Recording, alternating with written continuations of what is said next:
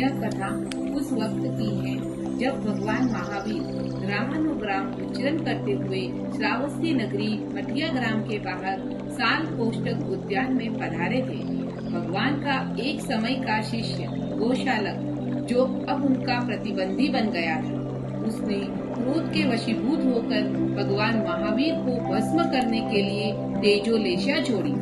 भगवान के दो शिष्य प्रभु प्रेम के वश तेजोलेशा के सामने आ गए, जिसके परिणाम स्वरूप वे दोनों शिष्य काल धर्म को प्राप्त हो गए। प्रभु पर भी तेजोलेशा का थोड़ा असर हुआ। परिणाम स्वरूप उनको अतिसार रोग की पीड़ा हुई। भगवान का शरीर अत्यंत कृश होने लगा।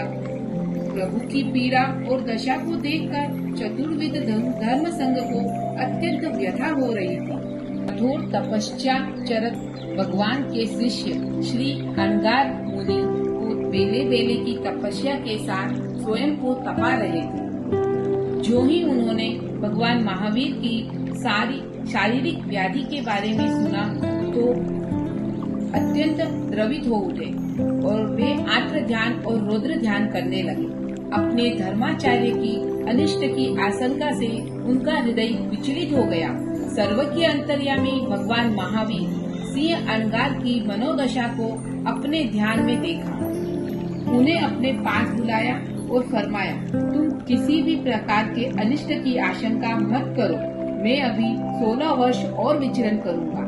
तब सिंह अंगार ने विनम्रता पूर्वक निवेदन किया, भगवान आपकी इस व्याधि से मुक्ति का कोई तो उपाय होगा। भगवान ने फरमाया, मड़िया गांव में देवती नामक श्राविका रहती है, जो कि औषधि निर्माण में निपुण है। उसने मेरी व्याधि के बारे में सुनकर मेरे लिए कोला पाक औषधि बनाई है, परंतु तुम कल की निर्मित बासी बिजोरा पाक लेकर आना, वही इस रोग के निवारण के लिए उपयुक्त है।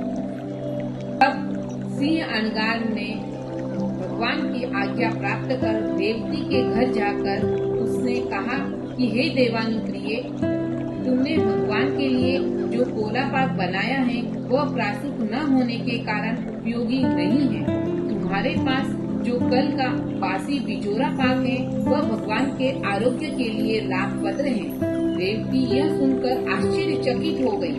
उसने सिंह मुनि से पूछा, भंते यह सब आपको कैसे ज्ञात हुआ? तब अंगार ने भगवान से वार्तालाप के विषय में देवती को विस्तार से सारा वृत्तांत सुनाया एवं भगवान की सर्वज्ञता के बारे में भी बताया। देवती यह सुनकर भाव विभोर हो गई। उत्कृष्ट भाव में होने के कारण उसने पूरी औषधि उलट भावों से बहरा दी। परिणाम स्वरूप प्रभु वीर की परम श्राविका रेवती ने प्रभु की भाव पूर्वक भक्ति कर तीर्थंकर नाम कर्म का उपार्जन किया। धन्य है सती रेवती को, धन्य है सिंह अंगार को, धन्य है उनकी निस्वार्थ और निर्दोष भक्ति को। उनको प्रणाम कर उनके जैसा भक्ति भाव हम में भी प्रकट हो, ऐसी प्रार्थना करें। ओम अरहम।